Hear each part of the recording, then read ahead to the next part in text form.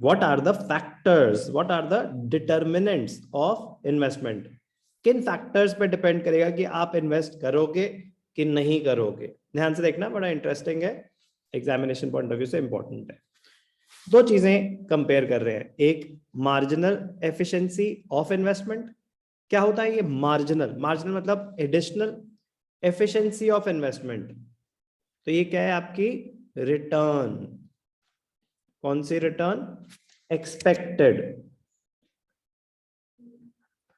Return on investment, expected return on investment. Rate of interest, ये क्या है आपकी कॉस्ट ऑफ बोरोइंग। क्या है ये? Cost of borrowing. MEI expected return on investment, rate of interest, cost of borrowing. आप invest कर रहे हो, आप एडिशनल इन्वेस्टमेंट करना चाहते हो 50 करोड़ की, करोगे कि नहीं करोगे भव्या?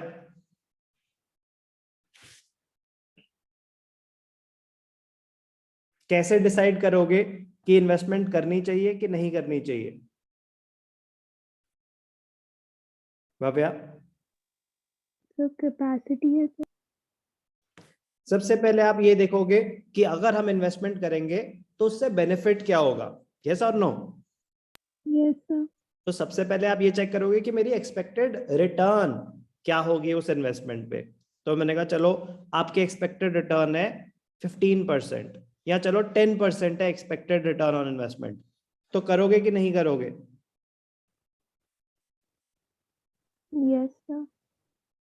आप आइसोलेशन में डिसाइड, आइसोलेशन मतलब ऐसे सिर्फ इतनी बात अगर मैं बताऊंगा तो आप डिसाइड नहीं कर सकते कि करोगे कि नहीं करोगे। क्या पता आपको वो 50 करोड़ बैंक से जब बोरो करने पड़ेंगे, पैसे तो आपके पास नहीं है, तो एक अपॉर्चुनिटी कॉस्ट ऑफ कैपिटल होती है कि अगर वो बैंक से पैसे बोरो करने पड़े, अगर अपने भी हैं तो भी अपॉर्चुनिटी कॉस्ट है, नहीं है तो आपको वैसे ही बैंक से बोरो करने पड़ेंगे। अगर बोरो करने पड़े, वो आपको रेट ऑफ इंटरेस्ट चार्ज कर रहे हैं 12%, तो क्या इन्वेस्टमेंट करोगे कि नहीं करोगे? नहीं सर। तो अब अगर मैं आपसे पूछूं कि 50 करोड़ की इन्वेस्टमेंट करने का प्लान है, करोगे कि नहीं करोगे? नहीं सर। नहीं, तो आप बोलोगे कि सर हम कंपेयर करेंगे दो चीजें, एक एक्सपेक्टेड रिटर्न ऑन इन्वेस्टमेंट और दूसरा कॉस्ट ऑफ बोरोइंग। अगर मेरी expected return on investment cost of borrowing से ज्यादा आ रही है तो हम इन्वेस्ट करेंगे, कम आ रही है तो नहीं करेंगे, यस और नो? Yes sir. सिंपल। तो ध्यान से देखना एक एक करके। Marginal efficiency of investment, MEI, it refers to the expected rate of return from an additional investment. MEI is determined by two factors. MEI is the expected return from additional investment. It is determined by two factors. One is supply price.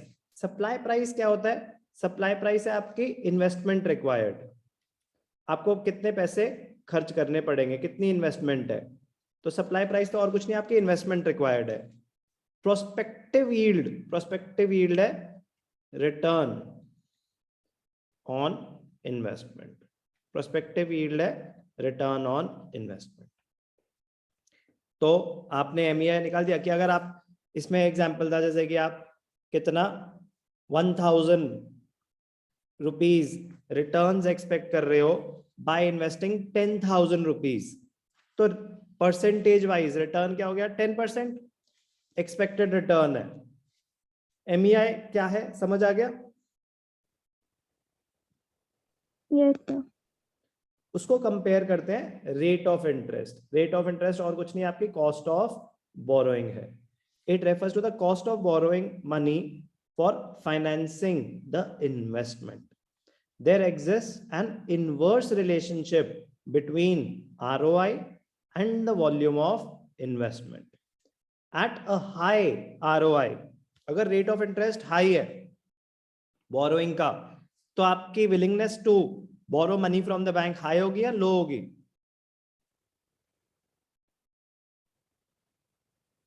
Sir एक बार repeat करना। अगर rate of interest, cost of borrowing high है, तो your willingness to borrow money and invest high होगी या लो होगी? So low. Correct. At a high rate of interest, the investment spending will be less. And vice versa, अगर rate of interest कम है, rate of bank अगर rate of interest कम कर देते हैं तो लोग ज्यादा बोरो करते हैं। तो ये बात तो क्लियर है? Yes, sir. तो there is an inverse relationship between the rate of interest and level of investment. But जो डिसीजन लेनी है whether to invest or not to invest, वो कैसे ले पाओगे? By comparing MEI with ROI. The profitability of an investment can be worked out by comparing MEI with ROI. If MEI is greater than ROI, expected return on investment is greater than the cost of borrowing, then the investment is profitable. आपको invest करना चाहिए और आगे बढ़ जाओ.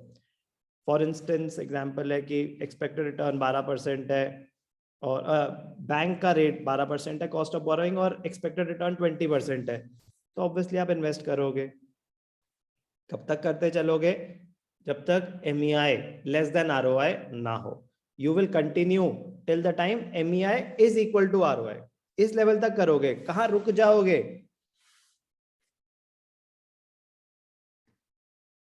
You will not invest if MEI is less than ROI. MEI equal to ROI तक आप करते जाओगे. कह रहा उसमें क्या फायदा हो रहा है? अरे कोई नुकसान भी तो नहीं हो रहा है, आपका बिजनेस ग्रो कर रहा है, लेकिन कोई बात नहीं, मार्केट स्टैंडिंग है, लॉस तो नहीं है. रुकोगे कब? जब लॉस होगा. बात समझ आई? Yes, sir. इंपॉर्टेंट है इन्वेस्टमेंट फंक्शन. बहुत बेसिक सी चीजें हैं, determinants of investment, but important.